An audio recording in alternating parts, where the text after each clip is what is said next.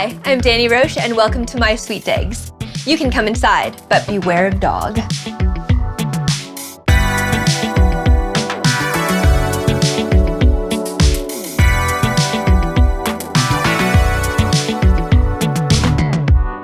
So this unit is about 1,500 square feet, and for Toronto standards, I would say that's pretty amazing. I really love furniture and design, so being able to actually have a space to hold everything feels like an incredible luxury.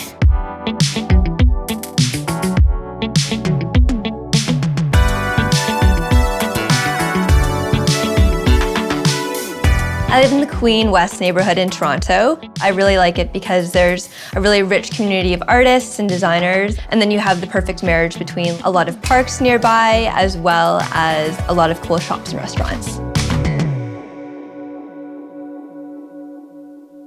The first room in the house is the photo studio. With my agency Castro & Pollux, we do everything from branding projects to still life photography. So this is kind of where the photo magic happens. Prior to moving in here, I was renting both a studio and an apartment.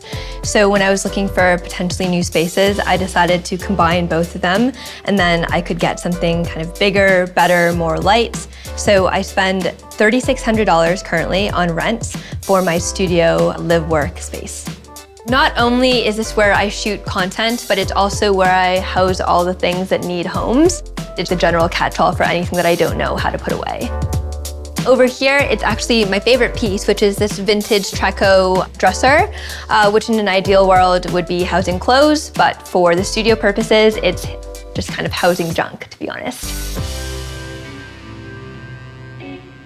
Because this is a live workspace, it's really important for me to have an area where I can just chill and relax. So this is my family room, which is obviously where I watch TV, but it's also the home to some of my favorite pieces. This sofa is a really exciting find. It's a Soriana sofa with original upholstery from the 70s. And beside it sits this handmade concrete side table by local artist Susan for Susan. And of course, over here is my beloved mirror. I saved my money for a couple of years to buy this one, but I think it will stand the test of time as it's an iconic design from the 70s and it lights up.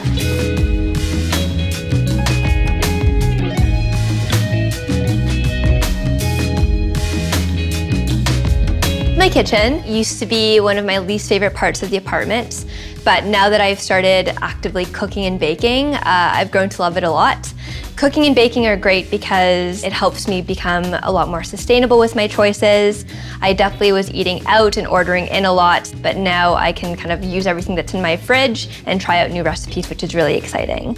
And I recently got this espresso machine, so I've been learning how to make coffees. I'm not sure if they're as good as the ones that I can get outside in the real world, but I try my best. Sustainability is important to me because I want to be conscious in every decision that I make in my life. When I was younger, I definitely consumed a lot more. I was buying things that were temporary and not necessarily built to last. Now that I'm older, I'm a collector of things. When I make any purchases, I'm making sure that I'm going to hold on to that item for a long time and not just dispose of it after a year.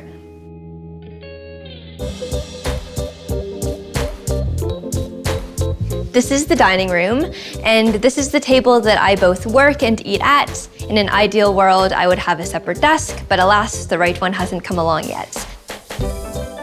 This space was always a place where people could come in and work and talk and collaborate.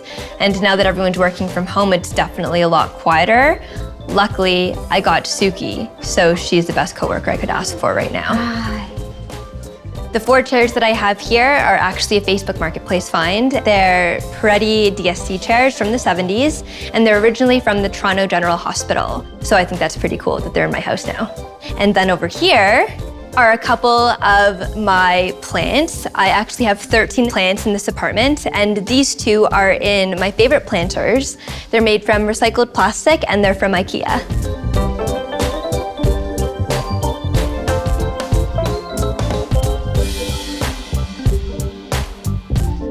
I feel super fortunate to have a moderately big bathroom with beautiful light. In places that I've lived before, the bathroom is either super small or no windows, and I have the luxury of having this beautiful window. And there's a tub.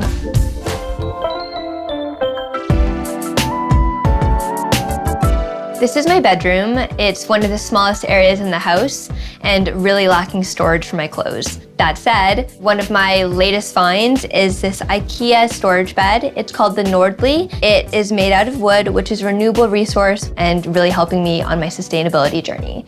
My favorite parts of the room, though, are two things that are made by my friends. So on the bed is a quilt made by my friend Justin, and on the wall is a painting from Kendra. I asked her to incorporate Suki and my cat Billy, so I think it makes it really special.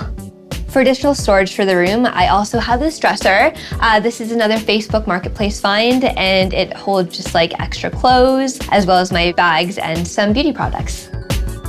Between my design work, my fashion sense, and I guess my interior design preferences, the house definitely is a lot of space age design, a lot of colors. Sometimes it can kind of skew in like the cartoon direction, but I don't necessarily think that's a bad thing.